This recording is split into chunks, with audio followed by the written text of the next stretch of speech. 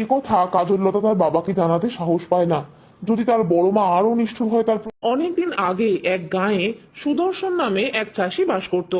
চাষির ছিল দুই বউ, বড় বউ আর ছোট বউ। বড় বউ দেখতে যেমন বিচ্ছিরি, তেমনি তার মনটাও ছিল হিংসায় ভরা। কাজ কর্মেও ছিল একেবারেই অপটু। চাষির ছোট বউ কিন্তু ছিল একেবারেই তার উল্টো। যেমন সুশ্রী, লক্ষ্মীমন্ত, হাসি খুশি, তেমনি কাজে কর্মেও ছিল খুবই পটু। এই কারণে ছোট বউকে চাষি খুব ভালোবাসতো। সব দেখে শুনে চাষির বড় বউয়ের হিংসায় বুক জ্বলে যেত। চাষি প্রতিদিন ভোরবেলা লাঙল জোয়াল নিয়ে মাঠে চাষের কাজে বের হতো, আর তার দুই বউ পালা করে দুপুরে ওই মাঠেই চাষির খাবার নিয়ে যেত। বড় বউয়ের রান্না তো ভালো নয়, তাই বেশিরভাগ দিনই খাবার ফেরত আসতো। আর ছোট বউয়ের রান্নার হাত ভীষণ ভালো, তাই চেটে পুটে চাষি সব খেয়ে নিত। এইসব কাণ্ড কারখানা তো আর সহ্য হয় না বড় বউয়ের, তাই সে যায় ওই গ্রামের একজন গুণীন মহিলার কাছে। কি রে মা, তোর কি চাই? কি বলবো মাগো, আমার স্বামী আমাকে মোটেই ভালোবাসে না, আর সব মন প্রাণ অধিকার করেছে তার ওই ছোট বউ। এর একটা প্রতিবিধান চাই মাগো। ও, এই কথা। ঠিক আছে, এই তাবিজটা কায়দা করে তুই ছোট বউয়ের চুলে বেঁধে দিবি। ব্যাস, তোর মনের ইচ্ছা পূরণ হবে। সেই তাবিজ নিয়ে এসে বাড়ির কাজকর্ম সেরে বড় বউ ছোট বউকে বলল, চল ছোট, আজ ঘাটে গিয়ে দুজনে একসাথে স্নান করি।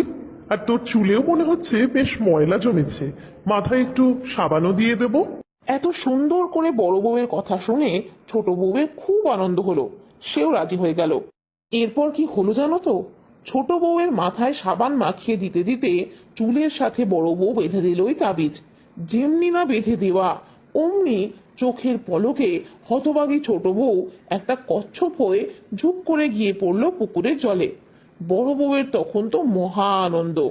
চাষিকে খাবার দেওয়ার পালা সেদিন ছিল ছোট বউয়ের, ফলে চাষির খাবার ওইভাবেই ঘরে চাপা দেওয়া রইল। বেচারা চাষি প্রচন্ড খিদের তাড়নায় রাগে গজগজ করতে করতে বাড়ি ফিরল বিকালবেলায়।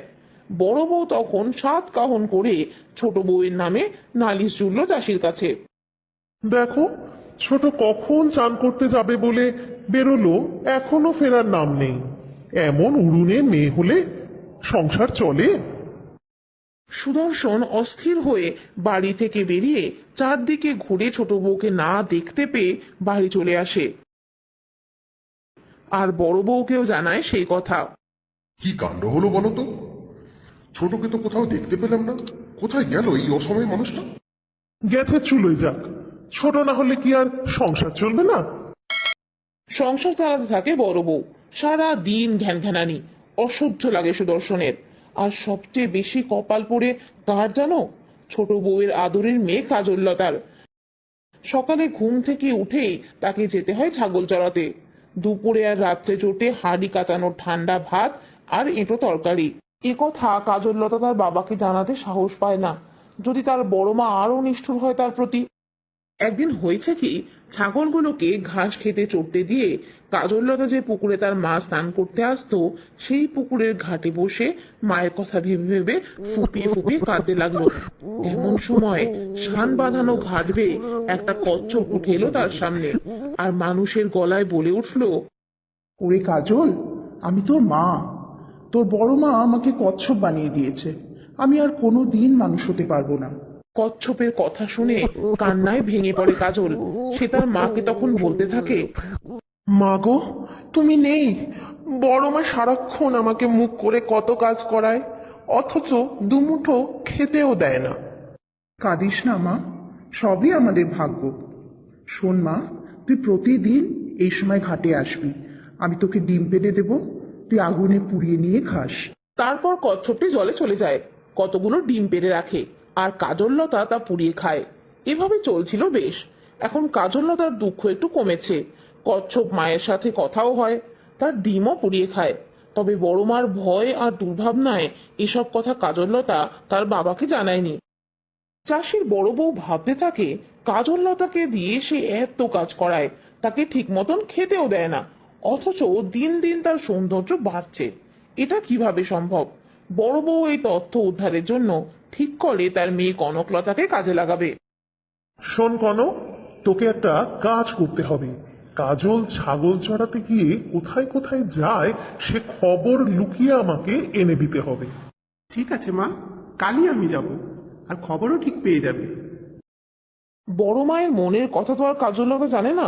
সে ছাগল চড়াতে এসে অন্য দিনের মতোই পুকুর ঘাটে গিয়ে কচ্ছপ মার সাথে গল্প করে। তারপর কচ্ছপ মায়ের পাড়া ডিম আগুনে পুড়িয়ে খায়। আর দূর থেকে সবকিছুই দেখে কনকলতা, আর তার মাকেও জানায়। এরপর বড় বউ মনে মনে মতলব এঁটে ফেলে কি করে ছোট বউকে মেরে ফেলবে। চাষি সুদর্শন কাজে গেল, কিন্তু মাঠে তার খাওয়ার গেল না। কেন বলতো? কারণ বড় বউয়ের হঠাৎ পেটে যে ভীষণ ব্যথা উঠেছে, কিছুতেই কমছে না। কি তোমরা বুঝতে পারছো তো? বড় বউয়ের এই সবই ছলনা। বিকালে সুদর্শন বাড়ি ফিরলে বড় বউ ডুকরে কেঁদে ওঠে। ও মা গো, মরে গেলাম গো! কোন পাপে যে আমার এমন পেটের ব্যথা হচ্ছে গো! আমি আর বাঁচবো না গো! আরে, অতই যখন শরীর খারাপ, কবরেজকে খবর দিতে হয় তো। বড় বউ আগে থেকেই এ ব্যাপারে তার মেয়ে কনকলতাকে সব শিখিয়ে রেখেছিল, তাই মেয়েও সেই শেখানো কথা তার বাবাকে বলতে থাকলো। আমি তো গিয়েছিলাম বাবা, কোবরে যেটু বলেছেন মাকে কচ্ছপের মাংস খাওয়ালে মার রোগ ভালো হয়ে যাবে। তাহলে তো ব্যবস্থা করতে হয়। কচ্ছপ যে পাই কোথায়? কেন? আমাদের পুকুরেই তো একটা কচ্ছপ আছে, আমি দেখেছি গো বাবা, ওটাকে ধরতে পারলেই তো হয়। তাই? তাহলে এক্ষুনি জেলে বাড়ি থেকে একবার ঘুরে আসি। এদিকে দরজার আড়ালে দাঁড়িয়ে সব কথাই কাজললতার কানে আসে। মনের দুঃখে সে দৌড়ে যায় পুকুর ঘাটে তার কচ্ছপ মায়ের সাথে কথা বলতে। কচ্ছপ মা জল থেকে উঠে কাজললতাকে বলে, কাঁদিস না মা, আমি বুঝতে পারছি কোনোভাবে তোর বড় মা আমার কথা জানতে পেরেছে, তাই এমন পেটে ব্যথার ছল ধরেছে। তাহলে এখন উপায়? আমার যে বড্ড ভয় করছে মা। শোন, তোর ভয় নেই, আমি ফিরে মানুষ হতে না পারলেও রূপ পাল্টে তোর কাছে কাছেই থাকবো। তোর দুঃখ আমি দূর করবই। তোর বড় মা যখন চেয়েছে তখন আমাকে মরতেই হবে। ওরা আমাকে ধরে কেটে মাংস খাবে। ও মা, এসব কি বলছো? আরে এমন করিস না, আমার কথাগুলো মন দিয়ে শোন। দু এক টুকরো মাংস তো তোকেও খেতে দেবে, তুই সেটা না খেয়ে লুকিয়ে উঠোনের কোণে ছাই গাদায় পুঁতে রাখিস। তারপর? তাহলে আমি পরদিনই সেখানে ডালিম হয়ে জন্মাবো। তুই রোজ একবার করে ডালিম গাছতলায় আসবি, আমি তোর জন্য রোজ একটা করে ডালিম ফেলে দেবো। এসব কথা শুনে চোখের জল মুছতে মুছতে কাজললতা বাড়ি ফিরে আসে। আর অন্যদিকে জেলেদের দিয়ে ওই কচ্ছপ ধরিয়ে তারপর তার ছাল ছাড়িয়ে মাংস রান্না হয়। সেই মাংস খেতে না খেতেই সুদর্শনের বড় বউয়ের পেটে ব্যথা কমে যায়। কাজল পাতে দুটুকরো মাংস আর ঝোল পেয়েছিল। কাজলের তো চোখের জল আর বাগ মানতে চায় না। মেয়ের পাতে মায়ের মাংস, হোক না সে কচ্ছপ, তবুও তো মা। তারপর ভাত নিয়ে নাড়াচাড়া করতে করতে উঠে পরে থালা নিয়ে আর মায়ের কথা মতো ছাই গাদায় দুটুকরো মাংস পুঁতে দেয়। কেউ দেখতেও পেল না, কিছু জানতেও পেল না। পরদিন সকালে উঠোন ঝাড় দিতে যেতেই কাজলের নজরে পড়ে ছাই গাদায় দিব্যি বড়সড় একটা ডালিম গাছ গজিয়ে উঠেছে, আর গাছের ডালে ঝুলে রয়েছে মাত্র একটা টসটসে ডালিম। হাতের ঝাঁটা নামিয়ে কাজললতা যখন ওই ডালিম গাছের নিচে দাঁড়ালো, তখনই ওই ডালিমটা তার সামনে পড়লো। মা গো, আমার জন্য তুমি কষ্ট পাচ্ছ? বাছা, তুই এখানে দাঁড়িয়ে থাকিস না, তোর বড় মা দেখতে পেলে ডালিমটা কেড়ে নেবে। গাছ মায়ের কথা শুনে কাজললতা ডালিমটা তার শাড়ির আঁচলে লুকিয়ে নেয়। প্রতিদিন ডালিমের রস খেয়ে কাজললতার সৌন্দর্য যেন ফেটে পড়তে থাকে। বড় বউ তখন আবার কনকলতাকে কাজে লাগায়। কনকলতা ছায়ার মতো লেগে রইল কাজললতার পেছনে। বেচারি কাজল তো এসব কিছুই জানে না। কাজের ফাঁকে ডালিম গাছ তলে এসে দাঁড়াতেই ধপ করে গাছের ডালিমটা এসে পড়ে কাজলের পায়ের সামনে। কাজল যেই মাত্র ডালিমটা তুলে নিয়েছে, অমনি ছুটে আসে কনকলতা আর ডালিমটা নেওয়ার জন্য ঝগড়া বাঁধায়। তারপর কাজললতাকে নিয়ে যায় তার মায়ের কাছে।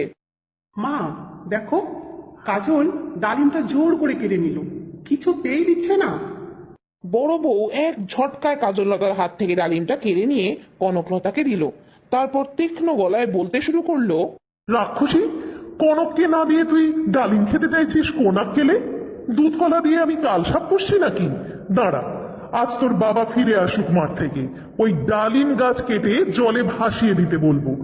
এখন বুঝতে পারছি ওই ডালিম খেয়েই এমন সুন্দর রং বানিয়েছ মুখ পুরি।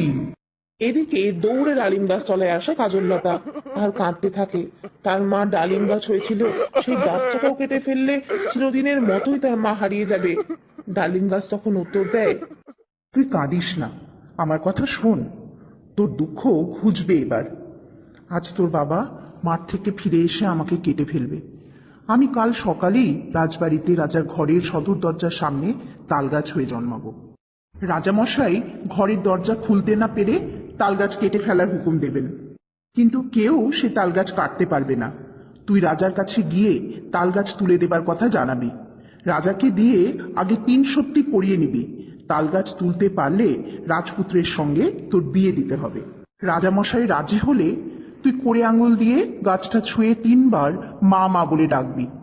আমি তখন শূন্যে উঠে স্বর্গে চলে যাব। আমার জন্য দুঃখ করিস না, তুই রাজবাড়িতে রাজরানী হয়ে সুখে থাকবি। বেলা পড়লে সুদর্শন মাঠের কাজ ছেড়ে বাড়িতে ফেরে। তারপর ডালিম নিয়ে 2 বোনের মধ্যে ঝগড়া 7 কাহন করে বড় বউ চাষিকে বলে, যদি ভালো চাও তো আজই ডালিম গাছটা কেটে জলে ফেলে দিয়ে এসো, নইলে আমি অনাথ সৃষ্টি বাঁধাবো, এই বলে রাখছি কিন্তু। বড় বউকে শান্ত করার জন্য চাষি তাই করে। আর অন্যদিকে রাত ভোর হতেই রাজধানী শহরে হইচই পড়ে যায়, ঢেড়াদার লাগানো হয়। শোনো শোনো, সবাই শোনো, রাজামশাইয়ের ঘরের সদর দরজায় এক রাক্ষসে তালগাছ মাটি ফুঁড়ে উঠেছে। কুড়োল করাত কোনো কিছু দিয়েই সেই গাছ কাটা যাচ্ছে না। রাজামশাই জানিয়েছেন যে ওই গাছ কাটতে পারবে তাকে তিনি 7 ঘোড়া মোহর দেবেন। চাষির বড় বউ তখন চাষিকে ওই গাছ কাটার জন্য যেতে বলে। চাষি রাজি হয় না। সে বলে, তুমি বুঝতে পারছো না বড় বউ, এই নিশ্চয়ই কোনো ভুতুড়ে গাছ, নইলে কুড়োলে কাটা যায় না। সাধারণ একটা তাল গাছ হলে এভাবে রাজামশাইকে ঢেড়া পেটাতে হয়? শেষ পর্যন্ত কনকলতা বায়না ধরে যে সে ওই রাজবাড়িতে গাছটা দেখতে যাবেই, আর সাথে নেবে কাজললতাকে। কিছুক্ষণের মধ্যেই তারা পৌঁছালো রাজবাড়িতে। কনকলতা সুসজ্জিত বেশ, আর কাজললতার তো একেবারেই সাদামাটা। রাজবাড়ি তো লোকে লোকারণ্য। কাজললতা তখন রাজার সামনে যাবে বলে এগোয়, আর শোনে মন্ত্রীর কথা। আর তো কোনো উপায় দেখতে পাচ্ছি না মহারাজ, কত কুঠারি এলো। আপনার কথা মতন দেশের সব গুণিনকেও আনলাম, এখন কি হবে মহারাজ? কাজললতা সাহস করে রাজার সামনে মুখোমুখি এসে দাঁড়ায় এবং নমস্কার জানিয়ে বলে, মহারাজ, বলো মা, কি কথা বলবে? মহারাজ, যদি অনুমতি করেন তাহলে আমি তালগাছটা তুলে দেবার চেষ্টা করতে পারি, তবে আপনাকে 3 সত্যি করতে হবে। আমি যা চাইবো আপনি তা দেবেন, যদি আমি কাজটা করতে পারি। আমি 3 সত্যি করে বলছি, তুমি যদি এই বিপদ থেকে আমাদের উদ্ধার করতে পারো তাহলে যা চাইবে তাই দেব মা। কাজললতা তখন মায়ের কথা মতো তাল গাছের পাশে দাঁড়িয়ে ডান হাতের কোড়ে আঙুল 3 বার গাছের গায়ে ঠেকিয়ে মা মা বলে ডাকে। আর তখনই সকলের চোখের সামনে প্রকাণ্ড সেই তাল গাছ মাটি উপড়ে উঠে আকাশে অদৃশ্য হয়ে যায়। রাজামশাই কাজললতাকে ডেকে নেন নিজের পাশে। কাজললতা তখন ফুপিয়ে ফুপিয়ে কাঁদছে, আর সংসারে মা বলে যে কেউ রইল না। তারপর শান্ত করে সে নিজেকে। মহারাজ, এবার আপনি আপনার বাক্য রক্ষা করুন। যুবরাজের সঙ্গে আমার বিয়ে দিতে হবে, এই আমার প্রার্থনা। তাই হবে মা, আজ আমি ঘোষণা করছি রাজপুত্রের সঙ্গেই হবে তোমার বিয়ে। তুমি আমার রাজমহল আলো করে রাখবে, আগামী দিনে তুমি হবে রাজ্যের রানী। এরপর রাজামশাই নিজে হাত ধরে কাজলকে অন্দরমহলে নিয়ে গেলেন, আর কনকলতা চোখের জল ফেলতে ফেলতে বাড়ির দিকে রওনা দেয়। বড় বউ সব কথা শুনে গুণিন বুড়ির বাড়িতে ছোটে। যথাসময়ে কাজললতার বিয়ে হলো রাজপুত্রের সাথে। সুদর্শনও উপস্থিত ছিল সেখানে। সেই যুবরানীর বাবা আদর যত্নও পেল প্রচুর, উপহারও মিলল। বিয়ের মাস 6 পর বড় বউ কাজললতাকে বাড়িতে নিয়ে আসার জন্য বারবার আবদার জানায় চাষি সুদর্শনের কাছে। চাষিও রাজি হয়। তারপর রাজামশাইয়ের কাছে সেই আবদার জানালে রাজামশাইও মত দেন। কাজললতা বাপের বাড়ি আসে, আনন্দে দিন কাটতে থাকে। রাজবাড়িতে আসার ঠিক আগের দিন বিকালে বড় বউ কাজললতার চুল বাঁধতে বসে, আর সেই সময় গুনিন বুড়ির কাছ থেকে আনা একটা শিকড় গোপনে কাজললতার চুলে বেঁধে দেয়, আর জল জ্যান্ত মেয়েটা চোখের পলকে একটা হলদে পাখি হয়ে যায়। তখনই বড় বউ তাকে খাঁচায় পড়ে। পরের দিন নিজের মেয়ে কনকলতাকে সাজিয়ে পাঠায় রাজবাড়িতে কাজললতার বেশে, সাথে পাঠায় খাঁচায় পোষা ওই হলুদ পাখিকে। কিন্তু সবাই বলতে থাকে এই কদিনে কাজললতাকে দেখতে খুব খারাপ হয়ে গেছে। যুবরাজও ভাবে কি করে এই কদিনে এমন আদল পাল্টে গেল, তবে সে মুখে কিছু বলে না। জানো রাজপুত্র, মা তোমাকে এই পাখিটা উপহার পাঠিয়েছেন, আমাদের পুরনো পোষা পাখির। পাখিটি খুব পছন্দ হয় রাজপুত্রের, সে নিয়মিত তার পরিচর্যা করে। কনকলতা সেখানে দাঁড়িয়ে থাকে। একদিন হয়েছে কি, কনকলতা যখন শুয়েছিল, রাজপুত্র পাখিটার ডানায় সাবান মাখাতে গিয়ে তার ডানার পালকের ফাঁক থেকে খসে পড়ে সেই তাবিজ, আর অমনি পাখির রূপ গেল বদলে। কাজললতা তার নিজের চেহারা ফিরে পায়। রাজপুত্র তো বিস্ময়ে আনন্দে হতবাক।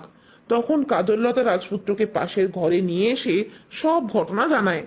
শুনে যুবরাজ প্রচন্ড রেগে যায়, তবে বাইরে তা প্রকাশ না করে কনকলতার সামনে আসে, আর কাজললতাকে ওই ঘরেই আত্মগোপন করে থাকতে বলে।